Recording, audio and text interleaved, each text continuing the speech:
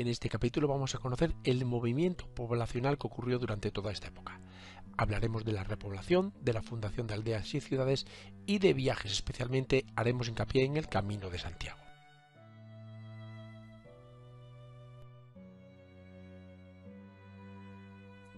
La primera parte es la repoblación y vamos a tratar estos tres temas que hay aquí a la derecha.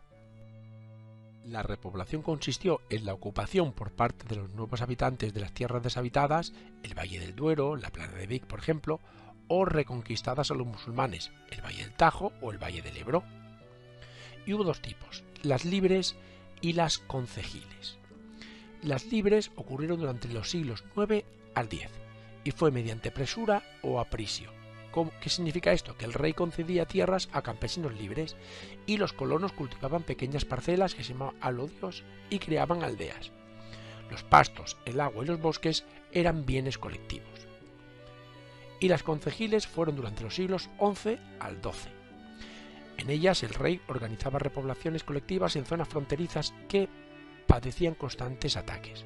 Se creaban nuevas ciudades y a cambio los repobladores tenían una serie de privilegios. ¿Qué diferencias había entre unas y otras? Pues vamos a verla. La primera era la zona. En las de presura aprisio fue en el norte del Duero, en La Rioja y en el norte del Ebro, mientras que las concejiles fueron entre el Duero y el Tajo. La cronología fue anterior las de presura que las concejiles. Los impulsores en la primera fueron los reyes y condes y en la segunda fueron los reyes y los concejos. Y las características de la presura o aprisio era que eran pequeñas propiedades, unas aldeas de realengo y campesinos libres donde la feudalización era mínima, prácticamente eran mucho más libres. Mientras que las concejiles eran concejos fuertes y grandes alfoces, que los alfoces eran conjuntos de pueblos que formaban una sola jurisdicción y tenían autonomía de los poderes feudales. Por una parte tenemos los fueros, que son exenciones de impuestos que se les daba a los habitantes de una ciudad o una villa, y por otro las cartas pueblas, que eran contratos que fijaban las condiciones de cultivo de las tierras. Las características comunes de ambas era que la repoblación se hacía con habitantes de la cornisa cantábrica o de los Pirineos, según en qué zona se trate. Eran zonas montañosas, pobres y superpobladas que tenían que despoblarse, por así decirlo. Además se instalaron numerosos cristianos que huyeron del Andalus, los mozárabes, que aportaban elementos originales a la cultura y arte de los primitivos reinos cristianos. Se construyeron pequeñas iglesias de piedra, sobre todo en el Valle del Duero, sobrias y con anchos muros y arcos de herradura de influencia claramente mozárabe. Los aldeanos se reunían en un concejo para tratar asuntos colectivos y participaban activamente en la defensa del territorio. Y por último, las parcelas de tierra eran individuales, pero los bosques, las aguas y los pastos eran colectivos.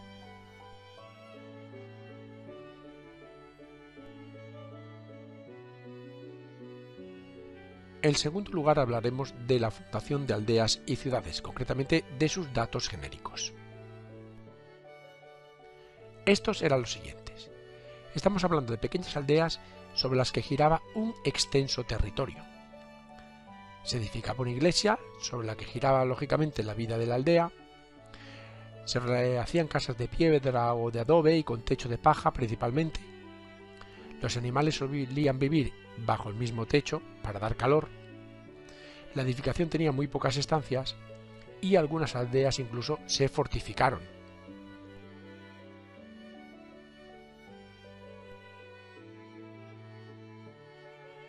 Estamos ante una época en la que había cambios constantes, se realizaban muchos viajes. Hablaremos principalmente del más importante de todos, el viaje del Camino de Santiago, su ruta concretamente. Viajar en esta época era una auténtica aventura y casi todas las personas nacían y morían en su misma población.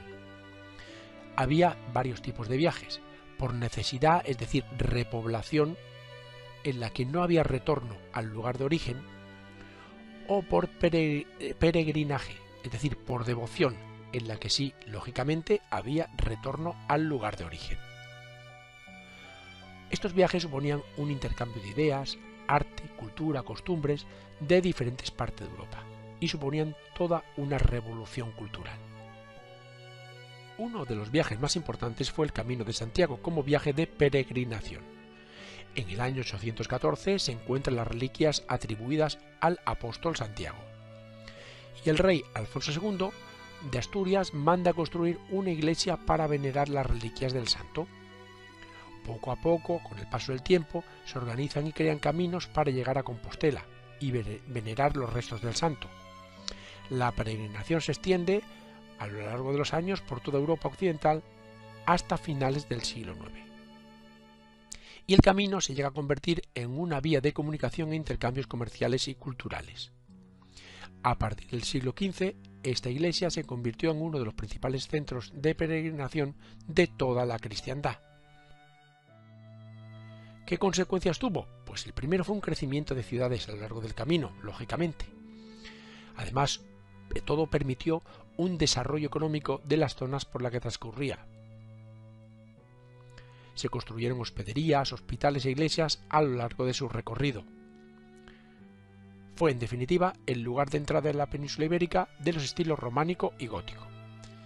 Y además el lugar de entrada de ideas nuevas que procedían de Europa. Esta sería la ruta.